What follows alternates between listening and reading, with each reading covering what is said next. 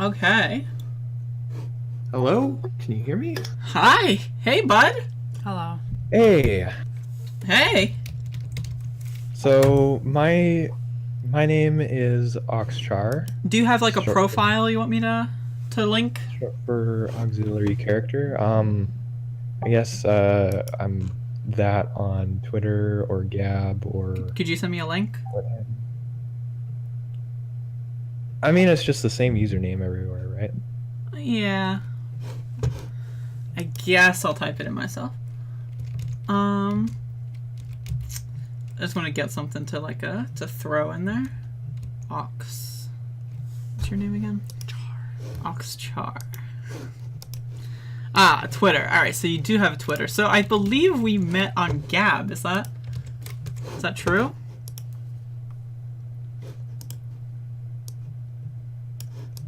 Hello? Sorry, I keep forgetting to use push to talk. Oh, no worries. No worries.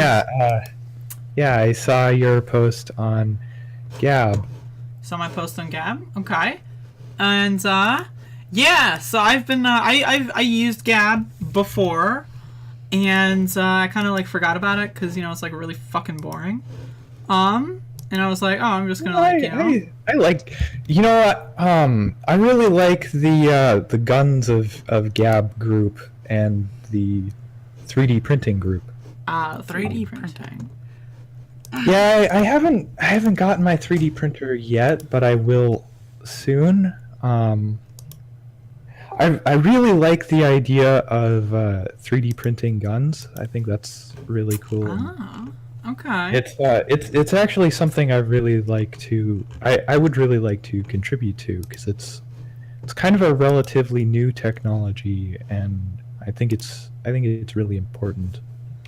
Really? Okay. Yeah. Well, so I believe, as a little primer, I think this thread, I just did like a basic info dump of a little bit of descriptors, and introduced myself, and so a lot of people on Gab have been a lot of people were real butt mad. Yeah, so I mean that's why I did this, say, because it was I gotta fun. say there's a lot of people who are not very smart on Gab. Yeah, so Gab is a little dumb. Looks pretty interesting. So Yeah. some people are, some people aren't. Like it's kind of a mixed bag, really. Well, you're the first Gab representative on this podcast, and we're going to try to have more Gab representatives here. So, hopefully you accept the mantle of representative of Gab. Yeah, hopefully I can hopefully I can leave a good impression, we'll say. Yeah. All right. Because All right. I'll say this: I'm not here to make enemies. I'm here to make friends, right? Like this, I would see this more as a discussion than a debate. All right. You know, I'll speak a little bit about what I think. You can speak a little bit of what you think, and maybe we can learn a little bit from each other, so on and so forth. An exchange of ideas, perhaps. Yeah. This is a segment we've been trying to like weasel into the podcast. I'd like to call it the battlefield of ideas, and Yeah. you're going to be the first opponent on the battlefield of ideas. So.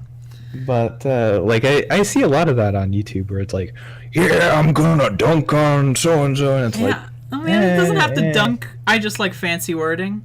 It's a good title. It's good search engine optimization. You know what I mean?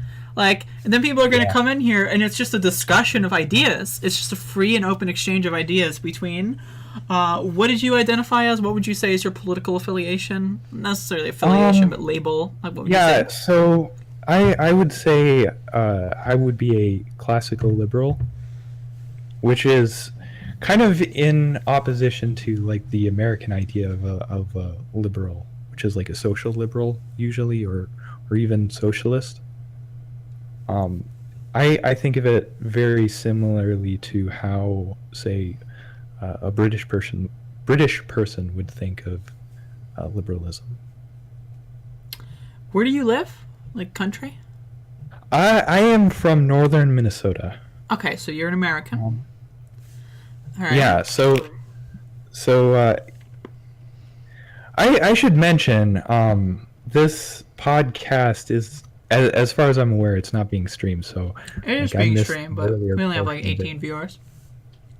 Oh, is it? Yeah. Oh, okay. I can send you a I link. didn't know that. Yeah.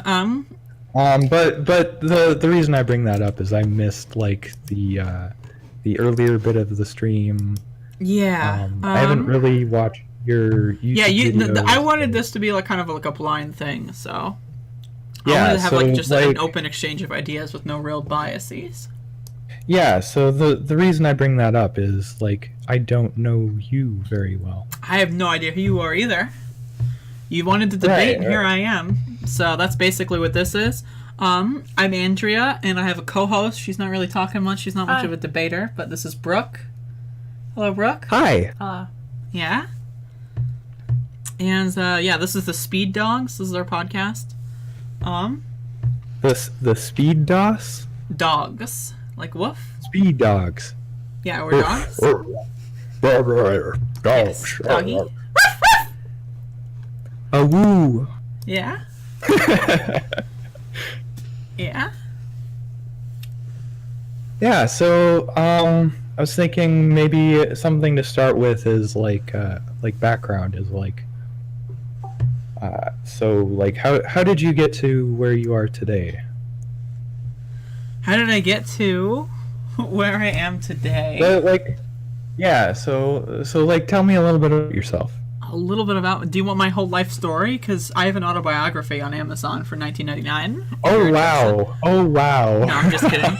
I'm just kidding. No. I am. You know, I grew up and now I'm here. Essentially. Alright. Yeah. Not a very good upbringing, but decent. I made it. I survived. And that's about it. I don't really know what else to say unless you want specifics. Okay. Well, I was gonna say like I grew up in a very rural small town on the border to Canada called International Falls. Well, Brooke is Canadian. Maybe you can have some perspective here. Where? Yeah, and Where? I spent a lot of time camping on the lake there, which is Rainy Lake, and there's actually Is that lake like on the border? So like the one side of the lake is Canada? yeah, that is directly on the border. Like the border runs right through the lake, and that's actually relevant to the story coming up later. Okay. And so yeah, I spent a lot of time camping on this lake, and the lake is also part of Voyageurs National Park. So I spent a lot of the time on this lake, which is on the border, which lies in a national park. So there was a large presence with the city and state police there, the border patrol, the game warden, and the park service. Game warden. So you can imagine, like, when my family is just trying to camp there, and you've got all of these different regulatory bodies, these different authorities, we'll say, that come in and they're like, your dog's leash is too long. It needs to be 6 foot. Or your tents are too close to the picnic table. It's too close within regulation. Like you can kind of imagine how I would grow up to be relatively anti-authoritarian, right? Yes. If that's the point of that long story, then yes. Yeah. So I understand. like, that very heavily influenced my perspective on politics, where like I see a lot of policies that are like, that's stupid. That's just going to be used by some jerk to go after somebody who's doing nothing wrong. I say. So, I think that may be where we have a point of an agreement. I'm an anarcho-communist or an anarchist communist. I believe that we do not need a government, and that we should all work together. Essentially, is what that boils down to. I do not believe we get there overnight. I believe that we go through multiple societal and political changes in order to safely get to that position. And I do not like authority. I do not like power. I do not like hierarchy. And I do not like leadership in many, if any, real instances. So I would agree with that as far as that's concerned. Yeah. Do you want to get a specific topic? So yeah, I was going to ask you some of that. So when you say you're an anarchist, you would say that you believe in no government at all, right? No government as in a central governing body. Okay, because like when I would think of anarchy, like it's the an, which is the prefix meaning not, and archy meaning government. So like no government at all is what I would tend to think of government, or what I would tend to think of anarchy, right? Yeah. So it's we govern ourselves. We don't need like a big, federal government to come in with their tanks and you're not allowed to ingest this substance because we said so bullshit, essentially. But we're not necessarily, as far as that's concerned, that's like not necessarily something I consider too extremely feasible on a grand scale in the near time. Like, that's something we're, like, talking about, like, probably by the end of the century. Okay. So, in the meantime, in order to approach that kind of end goal, the philosophy would be to decentralize the power as much as possible, so that there isn't as much restriction, but like we keep the necessary evil, so to speak, in place, and then use them for furthering our own agenda. And the agenda would be to basically dismantle a lot of the establishments that uphold like the rich elite class, and kind of just socialize a lot of the overall wealth on the planet, and just bring it all to make everyone's lives much better. Because like if Jeff Bezos just simply vanished and gave all of his money to everyone on Earth, we'd be doing a lot more, like a lot better off, essentially.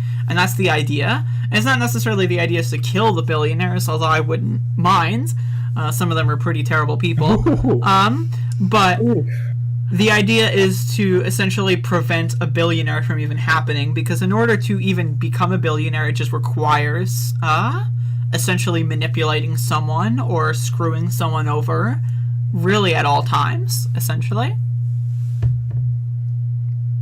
I don't agree with that characterization.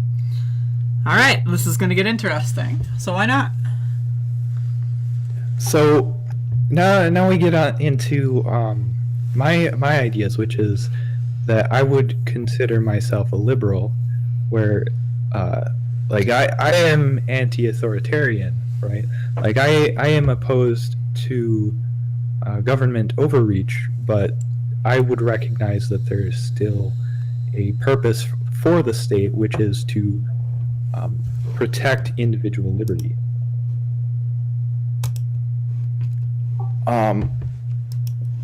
What else was that going to get into?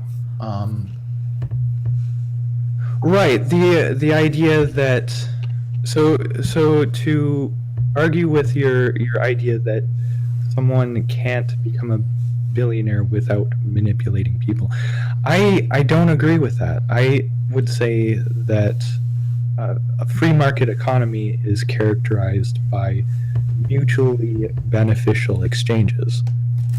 Voluntary? Yes. Mutually beneficial voluntary exchanges? So, Yes. are we able to decide, what mutually beneficial is? Right. Yeah. It necessarily must be mutually beneficial, otherwise you wouldn't agree to it. Okay. Now, are you familiar with the concept of, like, lesser of two evils? Yeah. Yeah. So, like, for example, maybe 2016's election. Donald Trump, Hillary Clinton, they're both kind of pretty bad, right? I actually really like Donald Trump. We'll get into that later. We'll get into that later. We'll get into that later, and buddy. To be fair, there's a few things that, like, I certainly disagree with, because obviously you're right. You're not going to ever get a perfect political candidate. You need to make some compromises. That being said, like, I actually voted for Donald Trump twice, as I voted for him in the primary election as well. We'll get into that later. Okay, so lesser of two evils. What's another? So you've got to do A mutual agreement between who exactly? You're getting ahead of me. Well, in terms of an economic exchange, right? You exchange something with somebody else for something that they have, for what you have. Yeah. Okay. Yeah. So if both of the options, so you can exchange, say, my $1 for, an apple or a pear, but both of them are rotten, and both of them will give me food poisoning. Would you say that that's still a voluntary exchange? Right. Then you just don't exchange your dollar for either of them.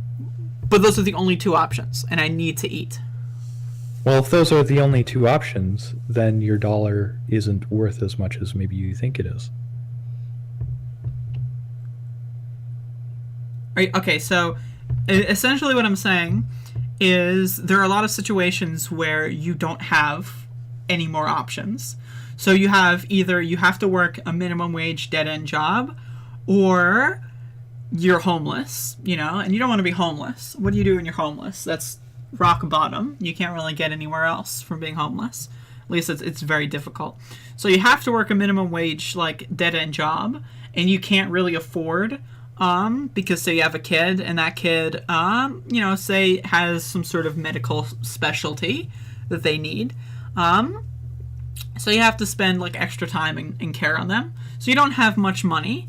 So, like, in that situation, like, where you really just don't have another option, like, it's like, you can't just, like, oh, well, let's just try moving to another city. You don't have the money to move to another city. Oh, let's just try doing another job. You can't get another job. And, like, you can't really afford, like, taking any time off of work because you're living paycheck to paycheck. In that kind of situation, like, what exactly do you recommend? So I would say that problem is characterized by the devaluation of labor. Yeah. Which I would agree is a problem. Okay. So a little bit more background on myself is I work as a freelance programmer, right? Which is, it's a fairly decent demand job, right?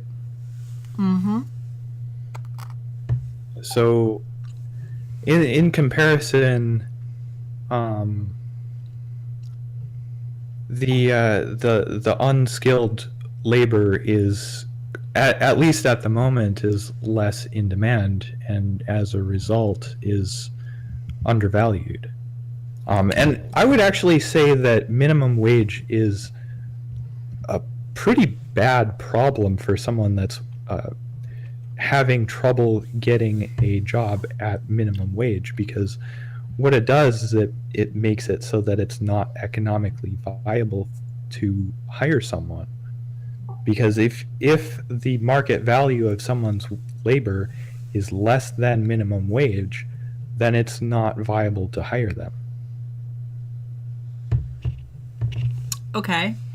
So would you say that the increase in CEO to average worker, like salaries, like I think it was 1 to 20, say 100 years ago, and now it's like 1 to 300, would you say that that has anything to do with the devaluation of labor? I'm sorry, can you repeat that?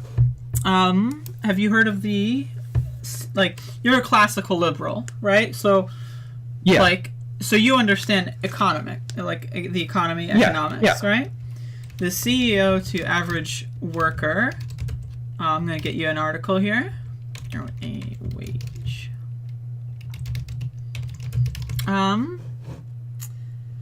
In the 1950s, a typical CEO made 20 times the salary of his or her average worker.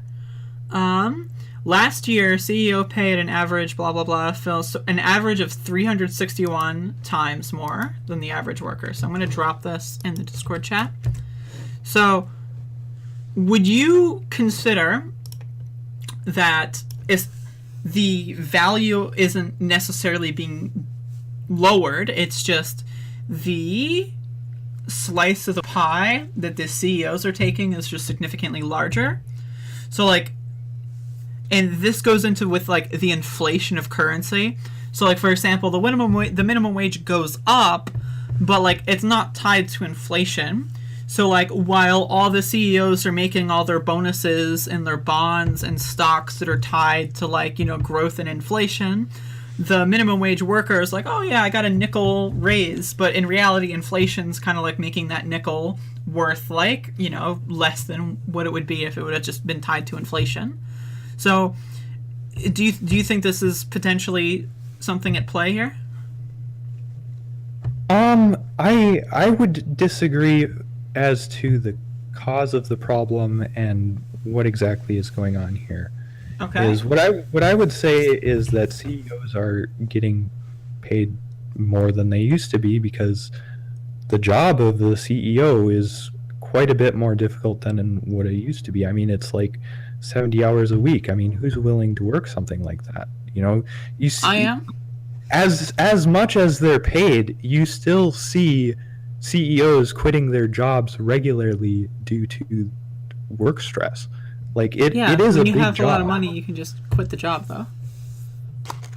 Right? Like, it is a big job, though. Like, they're not it's quitting. It's a big job, yeah, but 361 times? Yeah. It's 361 times more difficult.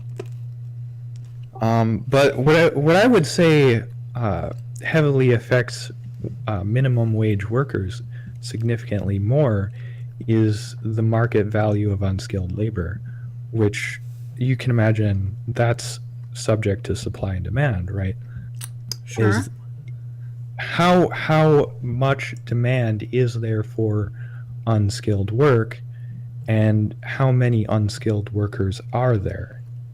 Is as you have more people, the value of labor goes down, and you need to have jobs that follow population increases. And when you don't, what you see is the value of labor drop, and either you see salaries drop or you see unemployment because you can't pay minimum wage. So if I can't hire 10 people, but I'm making 361 times what they're paying, would it not be more feasible to just take a pay cut and hire those people? I mean, it could. It might not be. It might not be all that feasible, because if you decide as a company to do that, then you might lose your CEO. You know, so it's not that simple. And something else you would see is that if it were that simple, you would think that you would see companies crop up that just simply outcompete the others by paying their CEO less. Like in a competitive market, that's what should happen, and that's what I would say is I would like to see the markets be more competitive, which in many cases they're not. Would you say that the markets aren't competitive because the current CEOs and the current corporations that already exist have already monopolized a lot of the industries? Like Amazon, for example?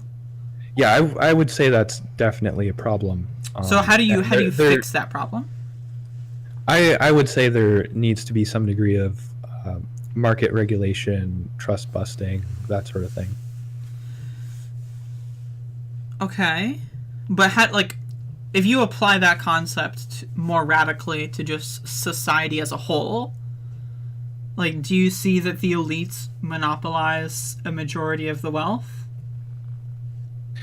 I mean, yeah, I'm very critical of the government, but I'm also very critical of corporations. So yeah, I would agree. Okay, so what exactly is it about a CEO that's so valuable? Do you think that there's not more people that'd be willing to do that job? So if you want to pay the CEO less and they leave, but wouldn't someone else fill that role? Do you think if everyone else on the board, but everyone else, like, it's a majority thing though at that point in that example? Not as much as you would think. It is a very, very difficult job. Like you're effectively on call 24/7. Many CEOs work 70 hours, 80 hours a week. You know, it's something that you have to structure the rest of your life around. There is no work-life balance as a CEO, right? It's something that, like, that is your life. There's no other. There's nothing else that you do at this time. Let's propose we break up the work of the CEO into 2 or 3 different people and pay them all a combined lesser wage. How do you feel about that? That's not a bad idea. Now we're thinking outside the box, huh? I mean, that's not. So instead of paying one CEO 361 times the average worker, you pay, say, 3 people 100 times, and that's overall 300 times more than the average worker. But you're saving off that 61 times, and they're still probably going to be pretty happy with their work or with their pay. Wouldn't you say? That's still pretty good. Yeah. So, But the thing is, though, is I don't think there should be regulations on how much you pay individual people. I think that's more to the discretion of the individual company, because there is a market advantage to spending money more efficiently. So, you know, inevitably, I would say it's going to come out that a company will spend their money efficiently. why do you think that's going to come out? Well, what would happen is you would see market competition between companies that spend their money differently, and the one that's more efficient is going to be able to outcompete other companies. But on let's prices. define efficient. Efficient for who? Yeah. The company or? Efficient has multiple meanings depending on who you are. So I run an eBay store, but it's not like I'm not like a super big seller. So there's a lot of super big sellers on eBay that have like deals with mailing and shipping companies, so that they like pay like a net less in order like, you know, they can do free shipping, and I just can't recoup those losses. So like, would you say that being able to get to that point where you can compete, it requires an already such a large investment that it's not likely for the free market to really kind of kick in, because not everyone can achieve that barrier for entry that would create a true free market? I would agree that there is something to be said for lowering the barrier to entry for new companies, yes, but there is also something to be said for economies of scale, where you can make things cheaper by making them in bulk, for instance. Yeah, for sure. But the other thing is, though, is you can outcompete other companies by targeting niche markets as well. Like that's usually where small companies thrive. Like you see that right now with a lot of the 3D printing industry, is people will 3D print like just a few models of things that people only want a few of, because it's not economical to set up all the mold making whatnot to make large runs of plastic parts if there's only 2 or 3 people out there that want them. But that's totally viable for 3D printing, for instance. Okay. But do you not see how, say, 3D printing lowers that barrier for entry as it decentralizes the requirements? So you don't need to build a company to start doing this stuff. You can just buy a 3D printer and then start creating your own designs and all that kind of stuff going from there. You can just buy a 3D printer, or yeah, exactly. If you only need one 3D printed thing, then you can buy it from somebody that has a 3D printer. And if you have a 3D printer, that's great. You can start a company around that. Yeah, so wouldn't you say it's better to keep the things that make the true free market flourish as readily available as possible? I'm not sure what you're getting at with that. Like, say maybe schooling. How do you feel about free college in the United States? I don't agree with it. Why not? Why not? Because it's going to lower the quality of college. How? Well, what happens if you subsidize schooling is that it becomes less competitive.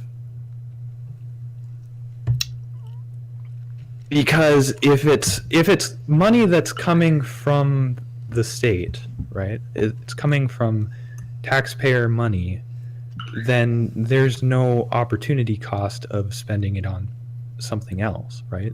Like you can only take, say, a grant and use it on school funding. You can't just say, instead of going to school, I'm going to go out and start a business with the money that would be spent on my education, right?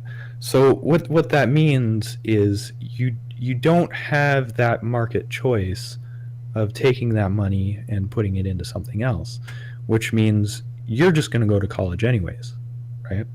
Like it's not going to cost me anything to go to college if it's paid for, which means you're not going to be particularly selective in choosing your college. Like you're not going to look at a college and say, is this really worth $300,000, or can I go do something else instead? No, you're going to say, well, I'm just going to go to college. And like if it's something that's only worth $12,000 and the state is paying $300,000 for it, then it's still a good deal for you as a private citizen to take that. But what that means is that the school can lower their costs dramatically by cutting the quality of funding and or cutting the quality of their classes and whatnot, and they'll just get the same tuition regardless, because why wouldn't they? You'd never choose not to go to school, you know? perhaps in the system right now. And meanwhile, that burden continues to be put on taxpayers regardless of the quality of schools. How do you feel about public high school?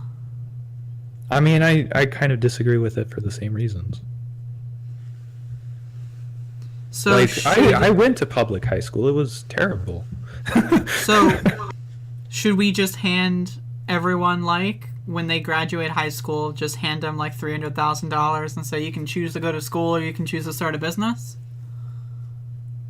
Well, I don't think so either. I mean, well, then how do you? But for people that are at the bottom of the ladders, how do they? That would probably be a better option than telling someone, like, paying for their school.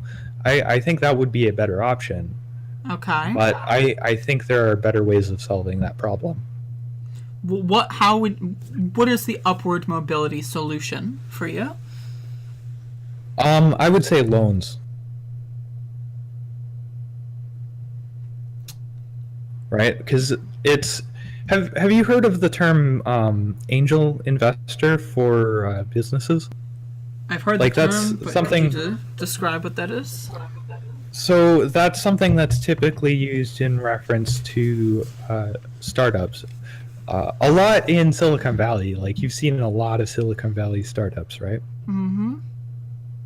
So what happens is there's these angel investors.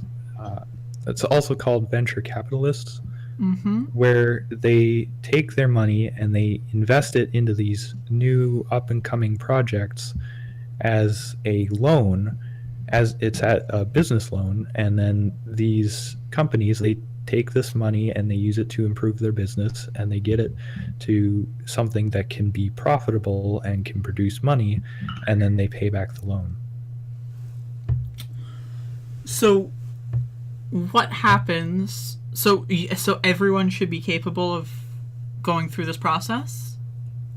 This seems like a lot of Yes. I would definitely say the barrier to entry for obtaining a business loan or obtaining a personal loan, right?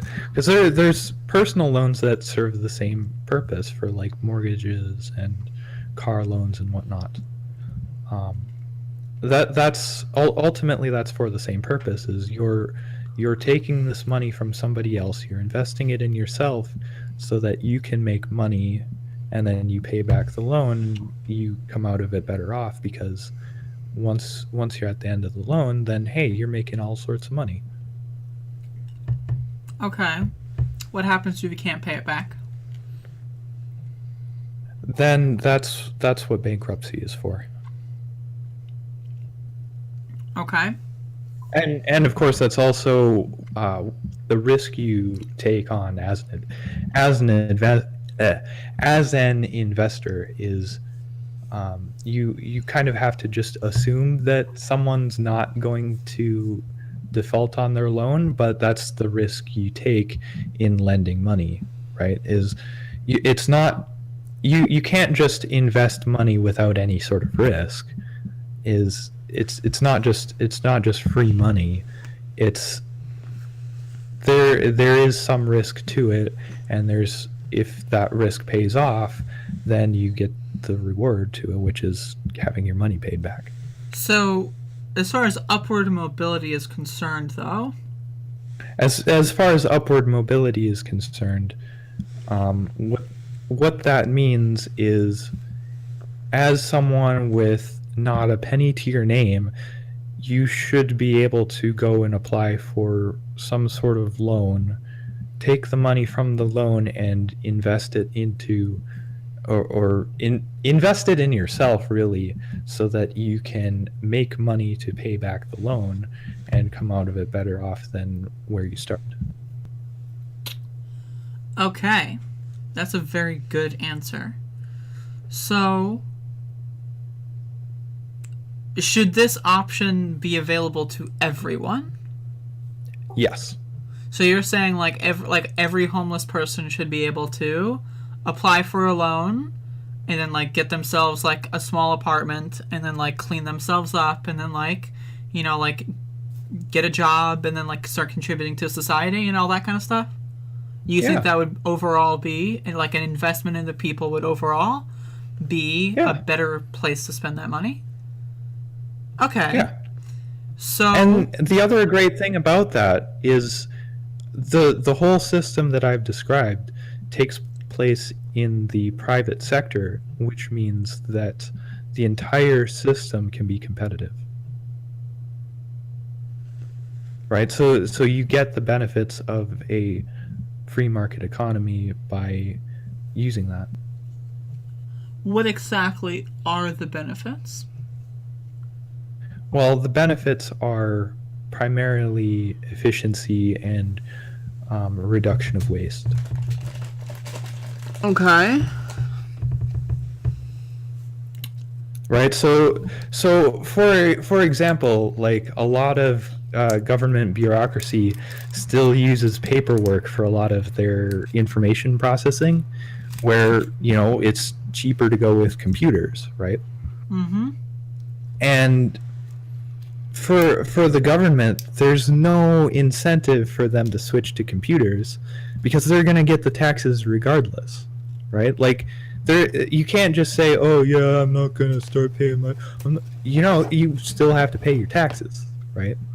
But with a business, someone else, some other business could spring up that's using computers, and they're going to outcompete you. So you better start using computers, right? Would you say that that's just a flaw in how it- the government works? Like, shouldn't we just crack down on that kind of stuff? Yeah, I mean, yeah, I would agree. Yeah, like that is a benefit of democracy, is we can push for them to get that sort of thing going. Can you hold on for a sec? My dog is barking. I gotta go let her. Yeah, just give me a minute. Sorry for interrupting your podcast. No worries.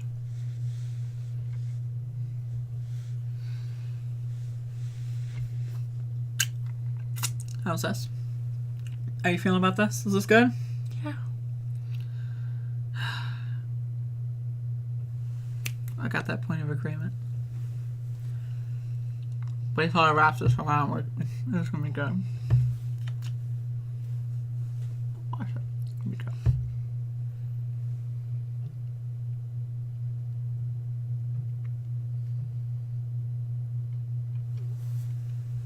I just now read this. He has capitalism enthusiast in his Twitter bio. I just read that for the first time. Capitalism enthusiast.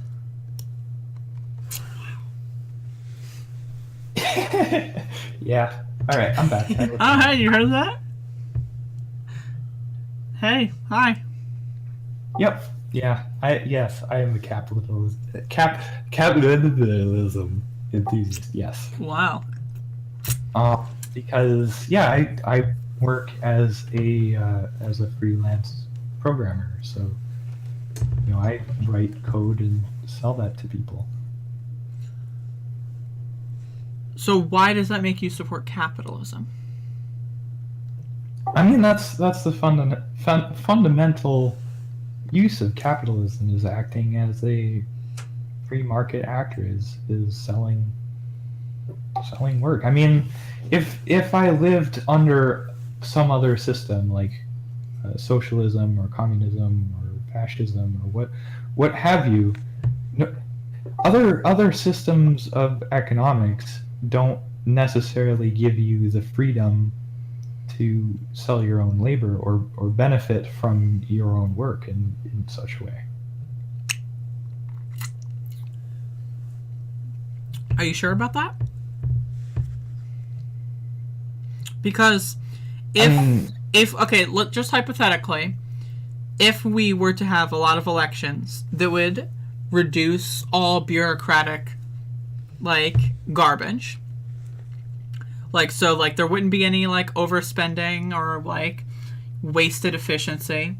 We had several regulation agencies dedicated specifically to finding all of those cracks, and then all of the people in those agencies are also the people, all that kind of stuff. Yeah, Would you not say that having institutionalized ways to go through this kind of process on like a location by location basis would be effective? I would say that generally the more that you put under the purview of the government, generally it becomes more inefficient. Why? Why? Because it's less competitive, and you're relying on the democratic process to change it, which is much slower than the invisible hand of the free market.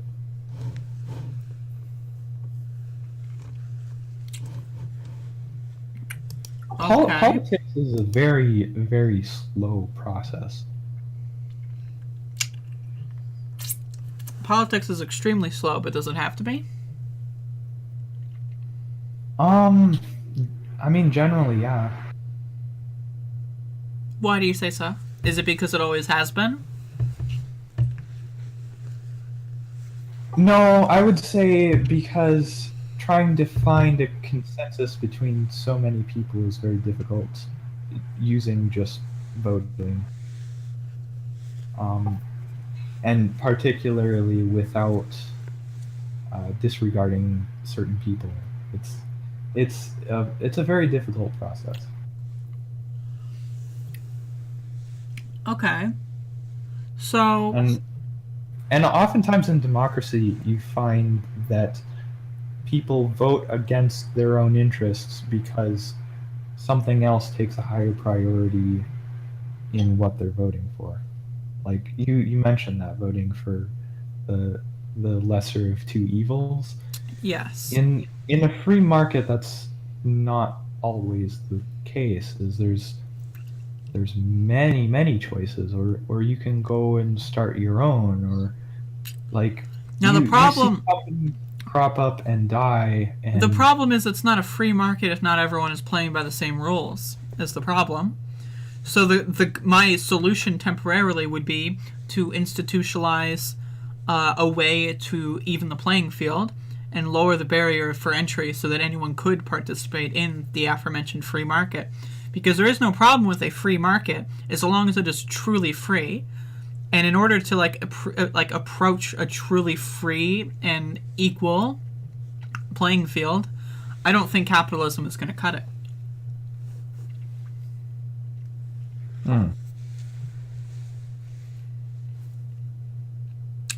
Because truly, like I think what I've described with the whole loan system is entirely what you would see in capitalism, and it solves the problem rather well.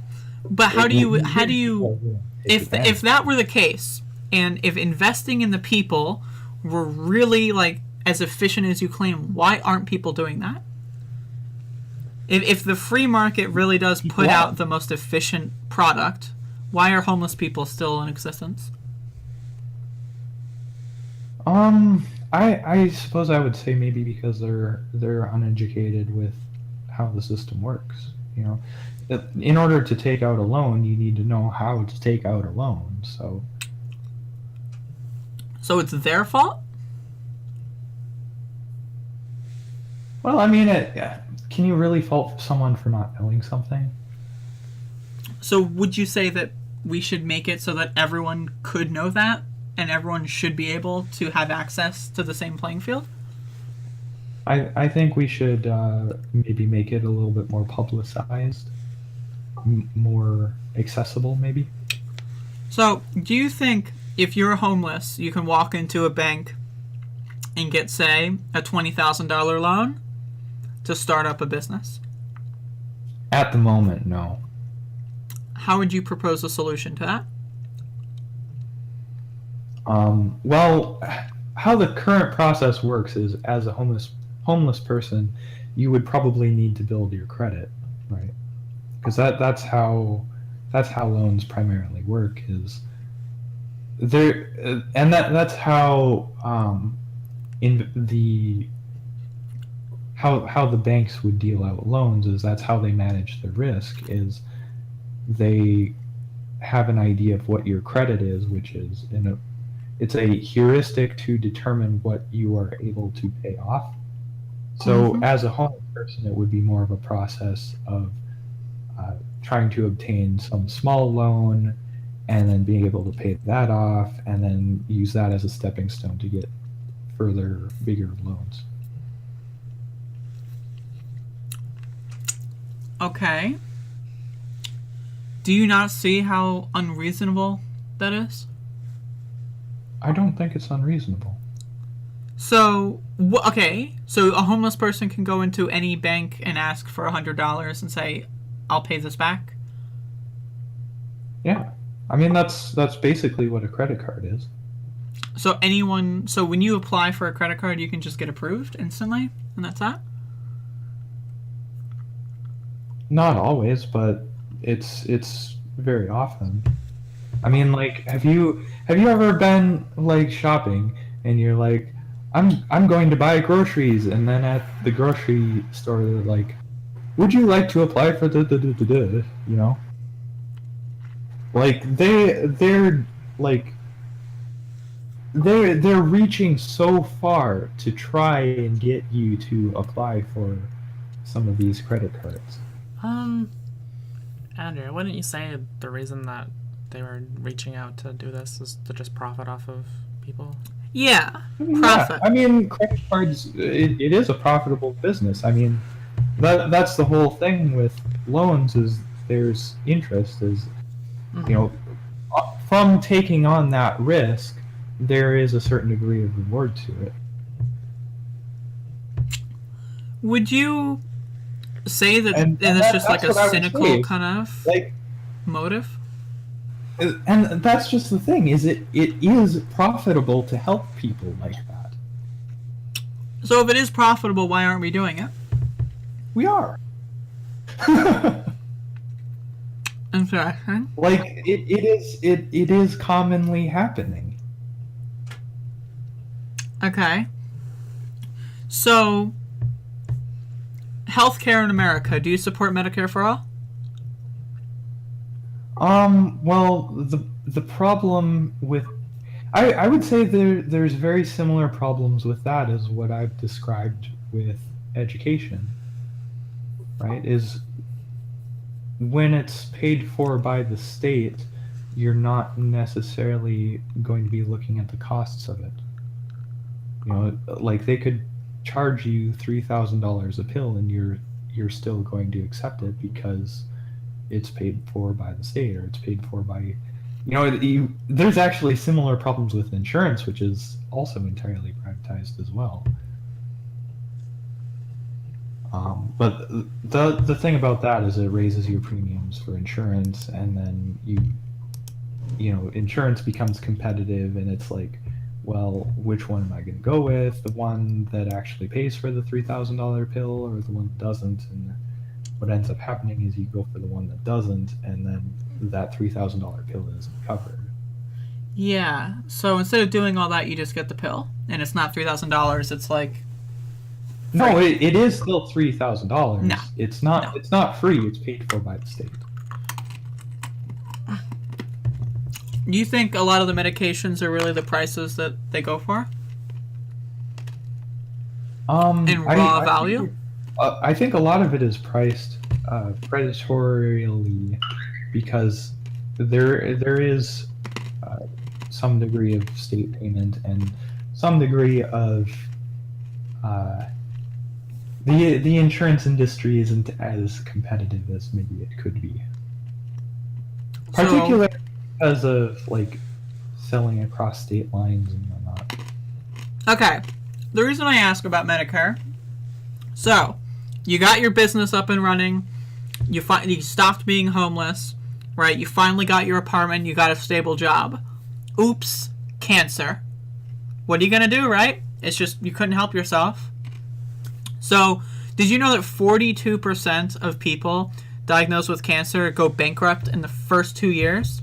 What kind of situation in a free market, like how do you maintain that? Is that person? Oh, it's just natural causes. They just die. Like, Yeah, it's really awful that diseases like that still exist, and it's so expensive to treat, right? so we shouldn't treat them. Well, if they can afford it. Okay. So I mean, it's so like, poor people don't deserve to like. So if a poor person gets cancer, they're not as valuable. well, I would say it's more along the lines of it. If it's that expensive, then do we have the resources to be able to treat poor people? Why wouldn't we? Why wouldn't? Well, why is it so expensive? Okay. Okay, let's just take a moment here to analyze, say, France. How do they do it in France? I'm not familiar with how France does things. Okay, how about Scotland?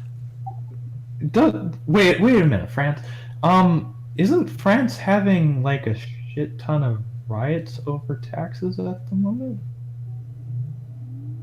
Okay, how about Canada?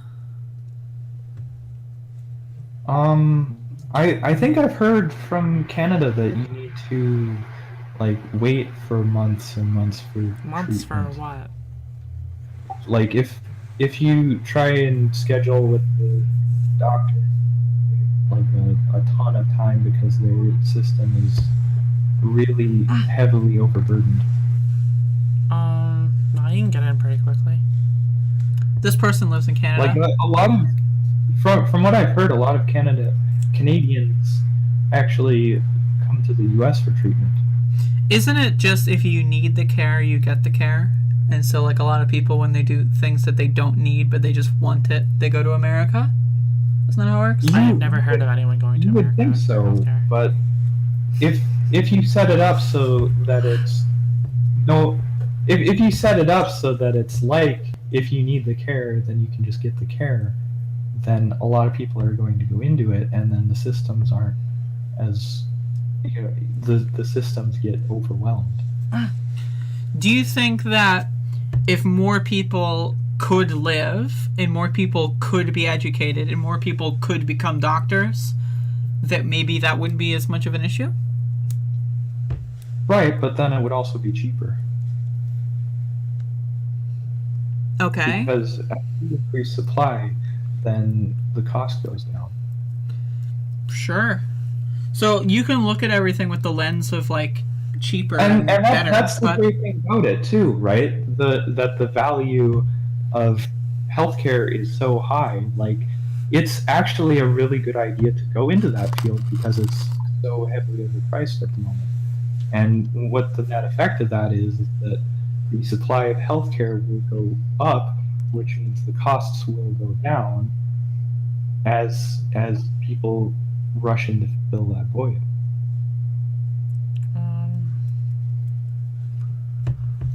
Okay. I don't really know what that means. So should we or should we not have more doctors?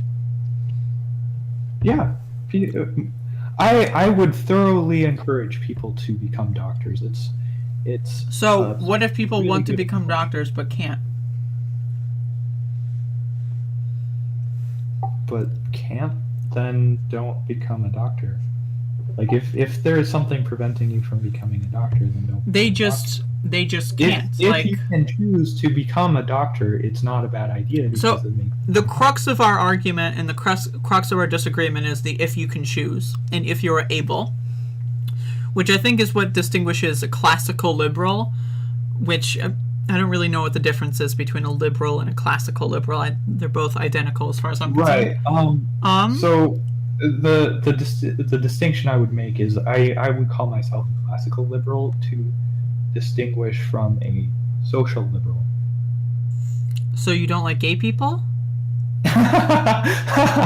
No. A social liberal is someone who is in favor of liberal principles, but is also in favor of social programs. Whereas I believe that a lot of the problems that social programs seek to solve can be solved through free market solutions. Okay. So if they can, then why aren't they? I mean, it takes a certain amount of time, but they are. I mean, we live in one of the best societies that has ever existed. I mean, it's if you, I would say that if you screw with the system, things aren't going to work as well.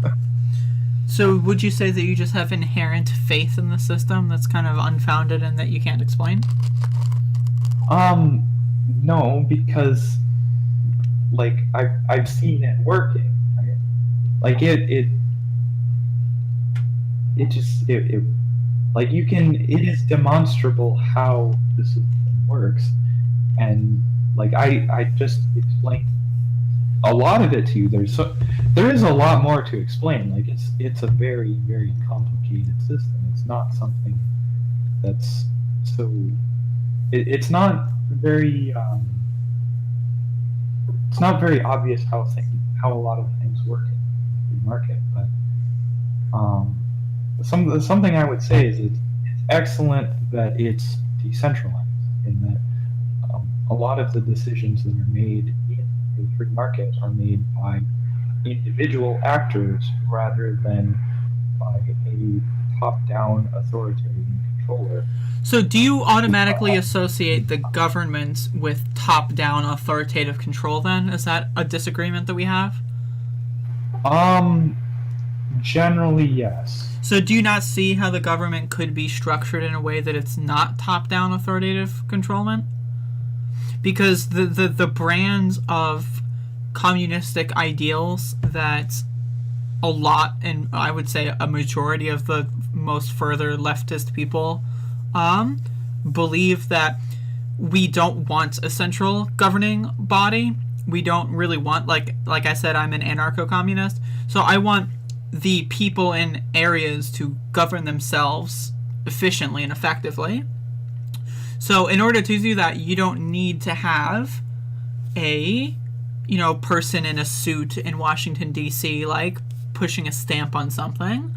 Like, you can have, like, a social program in the sense that, like, say there is some sort of federal budget that we have taxes, we might as well use them to funnel the money, instead of, say, into the military, or instead of, say, in tax cuts for the rich, we funnel that money into, like, a social program so that everyone who's homeless understands, like, we have people that, like, will just walk out at night and, like, hand flyers to homeless people, or, like, bring them to, like, a classroom and, like, teach them things and, like, get them started, that kind of stuff. Would you not say that social outreach is something that we can try to get in, both in the private sector and in the public sector, via, like, political outreach and private outreach?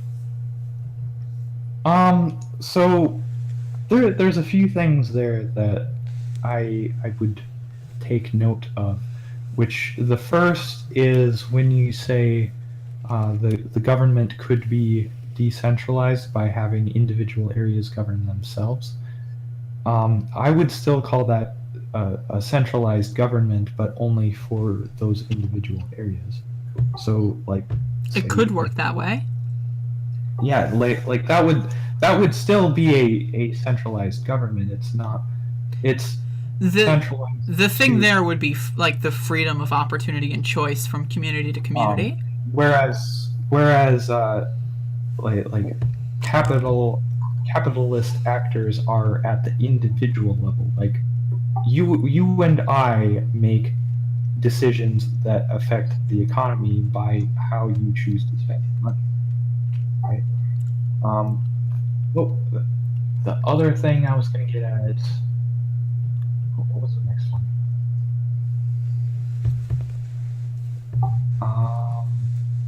Man, I need to start taking notes. Yeah, that's a good idea. Fuck. What was the next one? Yeah, I don't know. Private. Couldn't you like and advocate for the same things both privately and publicly?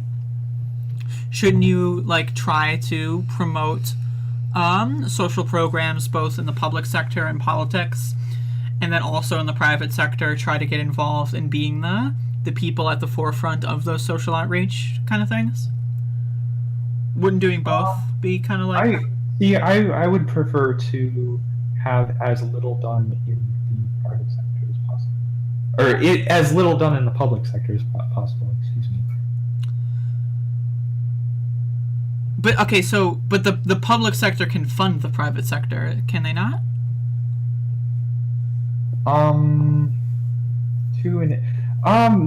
To an extent, yes. Like, have you heard of private military contractors, for instance? I have, yeah. Oh yeah, that was something I was going to get into. Like, I'm not actually opposed to the military. Like, say that again. Your mic trailed off a bit. I do think that having a strong military is very, very important. Okay, so, but let's say, for example, instead of spending, let's just cut $1 billion from the military of like, what's the budget? Like 700 something billion, right? Let's just cut $1 billion, right? Just cut that billion off and then give that like into like fund like say a community center in every town. And by that I mean like spend say just rent a space. It's like a 6-month program. You could probably rent a space for like a few $1,000s, and then like people can like go there to like volunteer their effort, go there to like I don't agree with the idea of cutting military funding. So you don't think we should cut the military at all? What I would agree with maybe is moving more of the military into the private sector using private military contractors, which is what we've been seeing over the last couple of decades or so. Is there has been quite a bit more private military contractors. Takes the current budget and makes it more efficient. But I would say something we have been seeing is foreign powers like Russia and China. They have been significantly building their military, particularly lately. China's really been focusing on their naval efforts. They've really been building their navy. So yeah, I would say it's definitely very important to keep our military as strong, or even building it stronger than it currently is. How do you feel about the F-35 jet that never existed? Oh yeah. I would say that is a clear example of the government fucking up something that wouldn't get screwed up as bad as. So the government fucked that up? Yes. Would you not say that the military-industrial complex, the fusion of corporation and government, created that? Would you not say that? What happened? So, I actually have a really interesting video that kind of encapsulates the whole situation. It's from a movie called Pentagon Wars, and it was about the Bradley personnel carrier. I could look that up if you want, but it's you can link that to me later if you kind of awkward to pull up in the middle of a podcast, right? Yeah, we can do that for a part 2. But it's really terrible. It's really a tragedy what happened. It's designed by committee is what it is. Is you get a private contractor that comes in and they say, hey, we can build this thing that like the military actually needs, because we've talked to like the military people, and we've talked to people on the ground, and we know what they actually want, so here you go, we'll make this for you. And then the government goes, the people at the top go, well, we need this, and this, and can you make it do all of those things? And it's like, no, we can't, but you're going to pay us, so we're going to make it. We're going to try to make something that fulfills all of those roles. And yeah, the fails government. at all. The government And is bad. They kind of just do it anyways. Yeah. And it doesn't solve the problem. It just it fulfills the contract, right? Whereas what you would see is if it was like private military contractors that hired soldiers to go out there, right? Like have you heard of privateers? No. That they were I forget which. I think that was during the Revolutionary War? But what happened was there were private actors that owned warships that the government would pay to go be pirates against the people we were at war with. Yeah.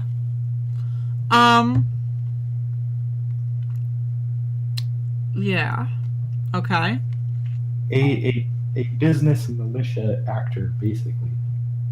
But the thing about that is then you don't really get the design by committee, is you have the people on the ground that know what they want. They go to the other business and they ask for exactly what they want, because if they don't, then they're not going to be able to do their job.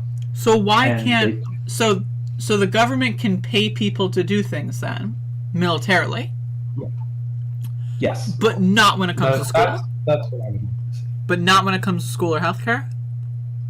I don't think that's the best way to solve the problem. Why? What's the difference? I think it's better to do it in the private sector. Why? Why? Because it makes it cheaper. Why? Why? If it were Because you cheaper- have competition. Okay, but cheaper would... It doesn't get cheaper than free, let's be honest. It doesn't get cheaper than free. It's not free. It's paid for by the state. It's paid for by the taxpayer. So what you're saying is you'd rather have the F-35 sitting in a garbage garage hangar than everyone in the country having healthcare?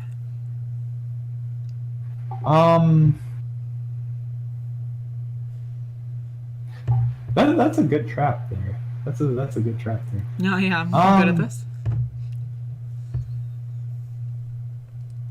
I would prefer military spending. I don't think the F-35 was an efficient use of military So spending. you would prefer... I would prefer military spending be spent more efficiently on military use. So, okay. So, would you concede that, say, the current military budget is exacerbated to the point where they can't spend it all efficiently, and thus end up doing these garbage projects just for the sake of contracting jobs? And instead it's better to, say, maybe drop $100 billion from the budget, but then do an infrastructure overhaul with that $100 billion so that everything is a more efficient system, so that the dollar to value is much more efficient, so that you're getting more for your dollar than you would have previously. And then once you have that system, you can then reinvest further, like year after, and say spend like whatever amount of money doing that in other industries. Would that not be something? I would say there are much better military applications that they could have spent the money on other than the F-35. Right? Like they could take the current budget and use it better than they are. I don't think it's a good idea to cut the budget to spend it on something else. So you think that the budget should just increase abstractly and haphazardly, and that the military should just ramp up something in order to keep up with the numbers? You don't think that, like you said, like, they just give you a number and they tell you what to do with it. So you don't think that maybe instead of just giving more and more money at them when they don't know what the fuck they're doing, obviously, what they built that F-35, so obviously they don't know what they're doing and they don't need all that money. So don't you think it's just a little ridiculous giving them even more? I don't like seeing the design by committee, right? Like, I don't like seeing them wasted on things like the F-35, right? However, China and Russia are definitely building their military, and we definitely do need to keep up with them. Oh, I agree. It's just the ways that we spend the money are inefficient, and we should spend them more efficiently. So would you not say that like public lobbying for an infrastructure efficiency overhaul in the military for the United States would be something to support? Yeah. Okay. Actually, yeah. So would you not like say take that same concept and just apply it across the board? I mean, yeah, generally. Okay. I mean, yeah, there are a lot of public sector bureaucracies and infrastructure that are much less efficient than they could be. And if we, streamline that a bit more, then yeah, we could get a lot better bang for our current budget. Yeah, no, I would agree with that. All right, cool. I think I'd like to start winding down here. This is getting a little late. I think we agree on most things. I think the main encompassing difference here is that you think the private sector will solve it, whereas I think the public sector could solve it, but I think we have different definitions on what the public sector is. I aim to improve dramatically the public sector and how it works, whereas it seems that you're kind of jumping ship and you just don't want to deal with it at all.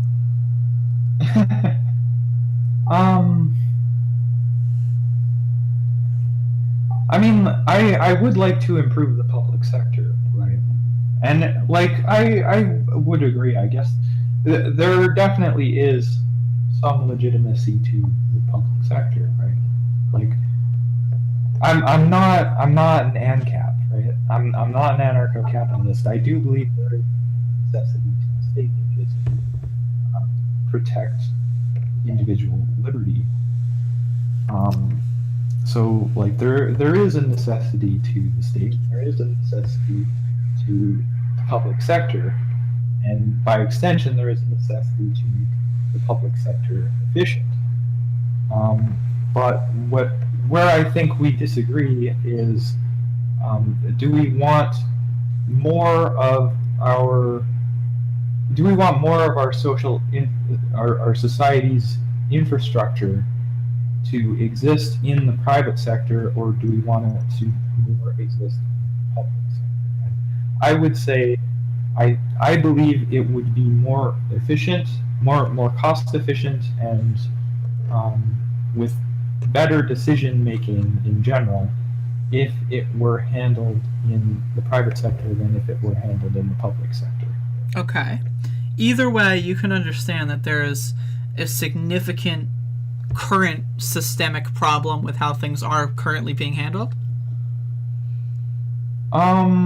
To an extent, I think things are generally handled fairly well, with some exceptions of things being handled poorly, which I do believe we should work on. Yeah. Okay, I understand. Do you have anything else you'd like to discuss as far as what we talked over tonight? Or would you like any sort of conclusionary statement? Anything else I would like to discuss? Oh, yes. I have a big burning question for you. Okay. Who is your favorite Tuhu character? It's called Toho, not Tuho. Okay, Toho, yes. Sorry, I'm mispronouncing a lot. Sometimes I say Tuhu, sometimes I say Toho. I know it's actually Toho, but like I see it spelled like. Yeah. The only one I can think of is Cerno. Is that it? Did I win? That's one, right? Oops, I hit F5 instead of F4. F4 is my hotkey. Yeah. I don't know. But yeah, I see it spelled like that. so I Sword say it Girl. wrong sometimes. I don't play that. I'm sorry. Um, I'm not an So animator. you don't do Toho? No, I'm sorry. Does your co-host have a favorite Toho character? Yomu? Oh, that's a good one. That's a good one. Which one is Yomu? The one with the sword and the ghosts and stuff. The samurai ghost girl. Okay. Yeah, I would say mine is probably Momiji. Awoo. Is that the dog? Yes. Stop. Okay, that's my favorite then. That's my favorite. If there's a dog, then that's my favorite.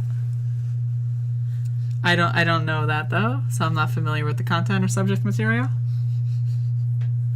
That was a trick question. There's picture. Very nice photograph. Oh no, we never even got into guns. I think we could probably schedule a whole nother conversation at this point. Can I ask about guns? Are you in favor or opposed to guns? I think we need a significant gun reform. However, I am in favor of guns. It'd be cool It's if guns more- didn't exist. but It's they more do. of a thing of efficiency. Yeah, like I don't like guns. We need to study non-lethal modes of incapacitation, for sure. But I mean, as things currently stand, I like I see it as more of a human rights problem, where it's like, I want to own a machine gun. Yeah. Like I think everybody should have access to firearms. machine I think guns. Yeah, sure, why not? Do you believe in open carry? Yeah. All right, we'll have to talk about this later because I'm a little Yeah, tired. we'll have to talk about this later.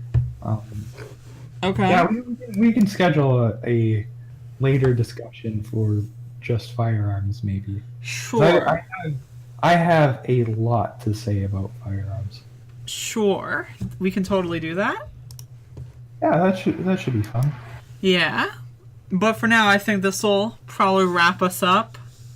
A little bit longer than I anticipated, but that's okay. Hello, dog. All right. Yeah, I had fun. Did you have fun?